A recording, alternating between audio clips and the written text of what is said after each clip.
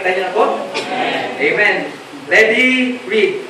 Bring ye all the tithes into the storehouse, that there may be meat in mine house, and prove me now therewith, saith the Lord of hosts, if I will not open you the windows of heaven, and pour you out a blessing, that there shall not be room enough to receive it. And I will rebuke the devourer for your sakes, and he shall not destroy the fruits of your ground, neither shall your vine cast her fruit before the time in the field, saith the Lord of hosts. Sa po tayo manalangin.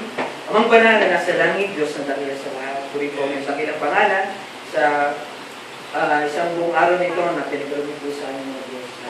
Kami po ay nagpapamabang, hindi po ng tawad sa aming mga nagawang kasalanan sa inyo. Diyos, pakalinisin po kami.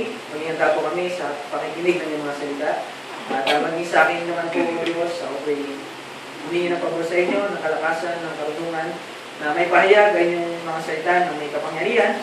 Hindi ako makita, kundi ang iyong biyaya o Diyos. Salamat po sa pagkakataong ito, O Diyos. Salamat po sa tuloy na pagpapalat, pinagkakaroon po sa bawat isa, O Diyos. Sa patuloy namin dalangin, lahat po ng mga kapatiran namin may mga karamdaman, kayo po ang patuloy po sa kanila, O Diyos. Ingatan niyo kami sa gabing ito, at kayo lamang po maipuri at maitaas sa aming kalagitnaan. Naknadge po namin yung presensya, at wala pong ibang pupurihin at sasabihin kung bigay lang po. Sa ngalan si Jesus namin, nag-iisang Panginoon at tagapagligtas. Amen. Amen.